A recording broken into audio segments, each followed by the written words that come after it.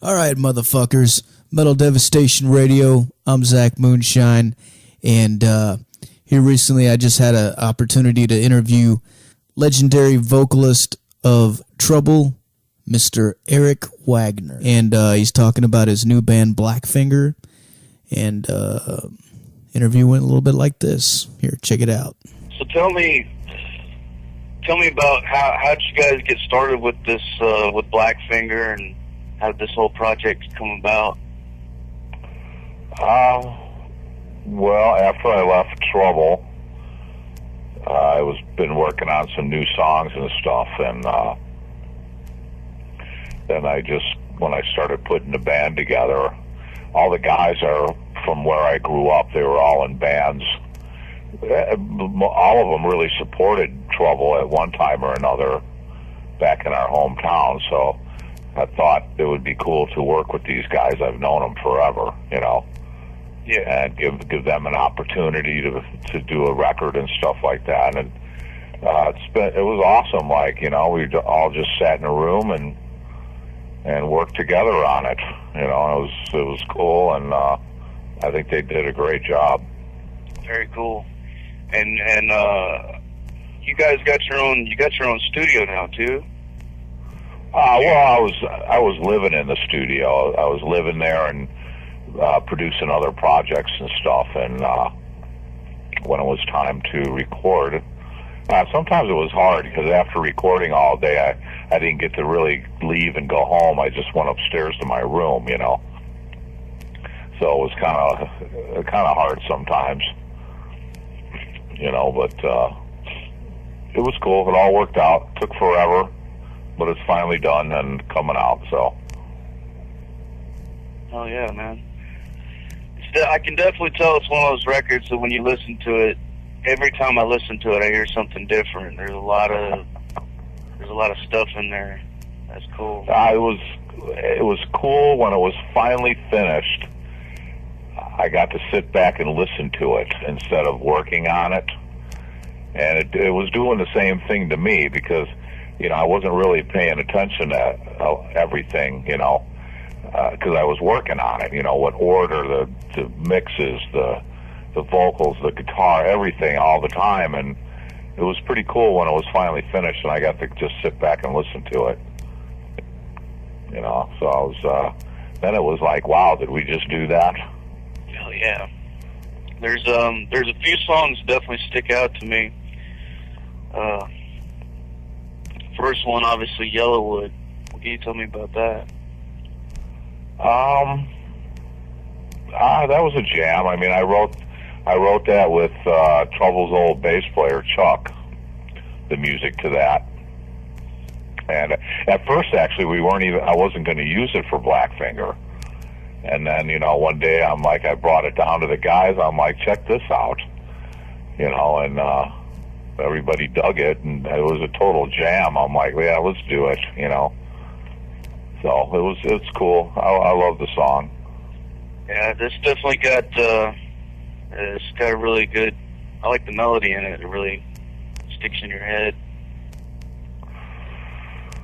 Well, it was sort of at the end, you know. I mean, we had a bunch of songs already, and we wrote it already. I mean, the lyrics weren't written to it yet, and then I thought, well, you know what, the record could use a song like that, and it just ended up making the record. It came out really well. I was even thinking about opening the album with it for a little while, but I don't know. I had to use I Am John. It just kind of seemed like the right one to open the record with. Yeah, it's definitely a good song to open. Well, I mean, that you guys are releasing it as the first single too, because it's like just as soon as you hear it kicks in that riff, and then you hear your voice come in. It's definitely it's like, oh yeah, it's a cool tune. There's the sound of, in my mind, the original sound of Trouble right there. It's really well. Yeah, actually, Bruce is doing the solo on it, on that song. He came to the studio one day. We were working on something else just for the fun of it, and I'm like, "Hey, dude, do me a favor, slap a solo on this song for me." That's badass, man. Another song on there I wanted to ask you about is Why God. Can you tell me about that one? Actually, that was a little different for me. One of the guitar players wrote the music. Doug Higgs wrote the music to that one. It's a little bit of a different groove. It took me a little while to figure out how to sing it, or how I would sing it, Mm-hmm. I had like some of the lyrics already written for just as a poem and stuff, and it just happened to fit into that song. So that's a pretty cool tune too, I think. Yeah, that's another one that's got a really, really catchy melody to it. I listened to that a few times, and it's a heavy tune. In my head, yeah, really heavy. Well, I actually, the lyric, I was, I don't know where we were. I was at the bar or something or whatever, and this chick was bitching, blaming God for stuff. Why did he make me an alcoholic and all this? And I'm like, wow, that's a pretty good title for a song, Why God? And I started bitching at her like, he didn't do it, you did it. He's not the one flashing Bud Light commercials on the TV for you, see? Right. So I wrote that down. I had the title for a couple of years, and it fit to that song. All right, and another one is As Long As I'm With You. That one's completely different. What can you tell me about that? Actually, it was at first. It started out as it was just an acoustic song. Actually, I have a version of me with just me and an acoustic singing that. I wasn't even going to lay it down for the record at first because I didn't think it really needed another acoustic song. And at the last minute, I had him do it anyway. And then Ben, the bass player, came in with his stand-up bass and a bow and started playing. I'm like, oh my God, that's the saddest sound I've ever heard in my life, and I ended up we laid it down with guitars and everything, and I ended up Ben came in with a piano and laid that down, and I brought in a cello, and I ended up removing the guitars. I just thought it was cool, just like that, for something different. I always wanted to use a real cello on a song. So a friend of mine, he's a good cello player, he came in and did it for me. And it just ended up staying that way.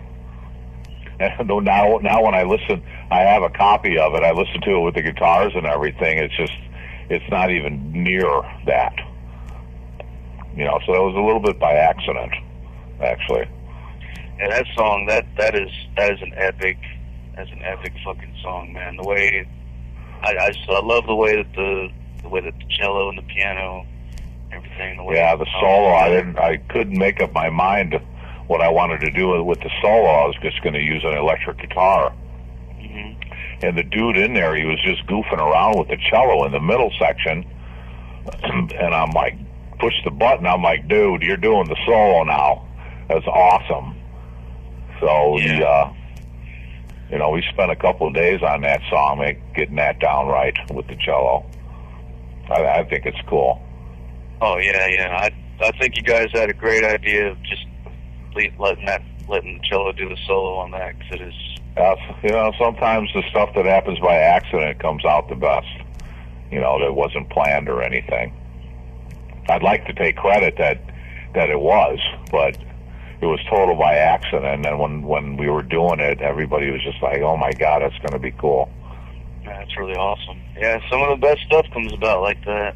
Yeah, it's always been that way. Even on other records, some of the coolest stuff where I thought was the coolest shit was like being in the studio 2 o'clock in the morning, all smoking a bunch of weed and the candles on and the lights are off, and sometimes that's when the coolest shit came out. Just off the top of your head. Hell yeah, definitely.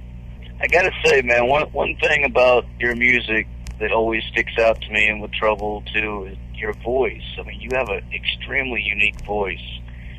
What can you tell me about what was your influences growing up, and like how did you What do you think gave you that voice, the way that you sang that style? I have no idea. Maybe smoking cigarettes. I don't know. I don't know. You know, it's just me, I guess. You know, I mean, I grew up writing lyrics. My favorite guys were Lennon and Morrison and Roger Waters were my guys, and I just liked the way they put things into the pocket. You know, they didn't oversing. Some of their words were married to the music, you know, and especially Roger Waters. I loved where he places his vocals at and stuff, and it's really not on purpose. I know I'm not the greatest singer on earth or anything, but when I do open my big mouth, people do know who it is. Yeah, there's no mistaking it. That's for sure. That's the immediate thought that popped into my head when I played Yellowwood. You know, I heard your voice come in there. I was like, oh shit, here we go. Well, there he is. And I've listened to the new Trouble record, and I like it. It's a good album, but I think for me, and probably a lot of Trouble fans who are fans from the old sound, it's a little bit difficult to get used to a different voice in there. And then, so I think with this coming out, it's good for that, because it kind of gives us something else to grasp onto that leans more towards what we're used to. But at the same time, there's a lot of new sounds on this record, which I really like too. Yeah, I mean, I took a long time on it. I really took my time. I took breaks. I had to walk away once in a while, you know, because I listen to it to death, you know, and all day long just listening, and the next day after the studio and stuff, and, you know, I like doing different things. I've done a few albums over the years, and I always like trying different things, you know, and I do think this is probably maybe my most personal record. You know, I know it's just with any band though, when they get a different singer, it's not the same. It's not just Trouble. It's anybody. People are used to hearing me sing on the records. You know, I haven't really had a chance to listen to it. I mean, when I'm writing and working on music and stuff, I have a hard time listening to other people's music. So I mean, and there's only two of them too. So.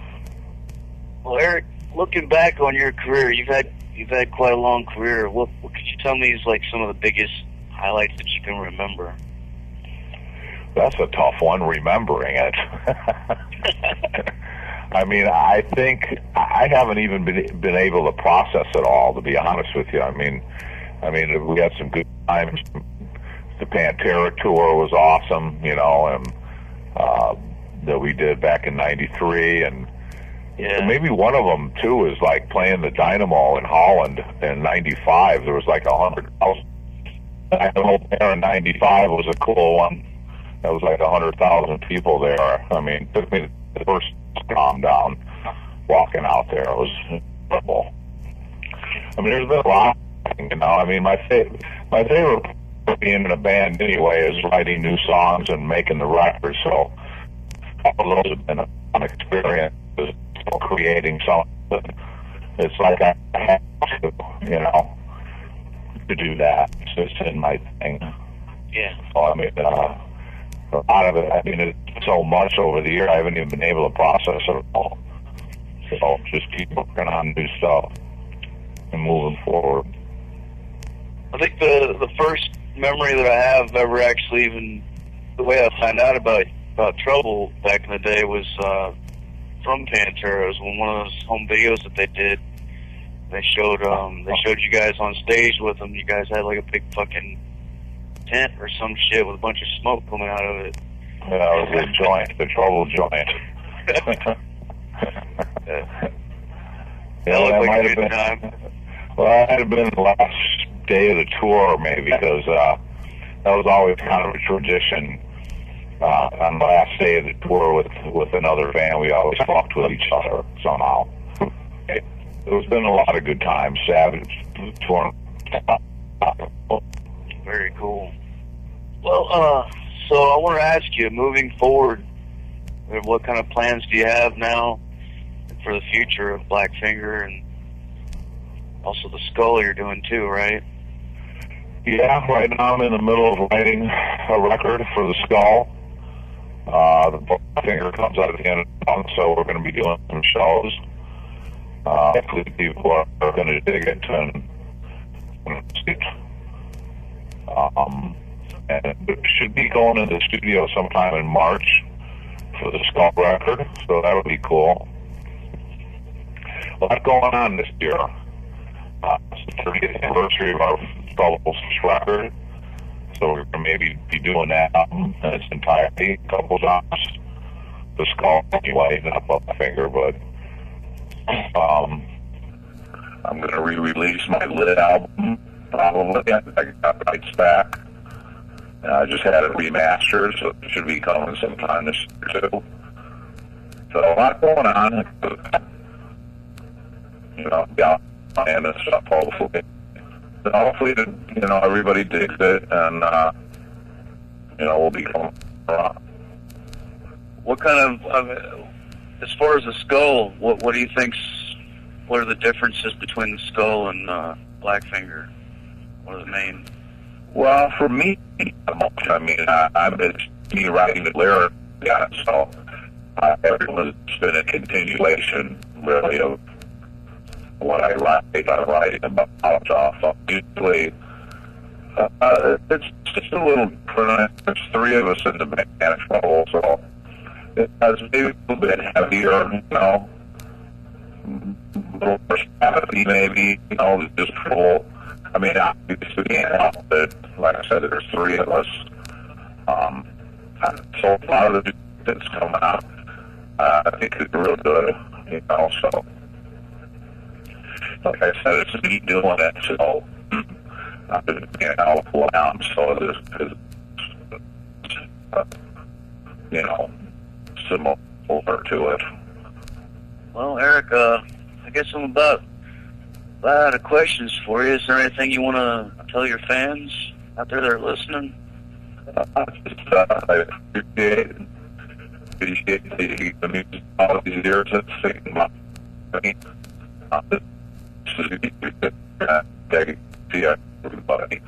All right, motherfuckers, there you have it.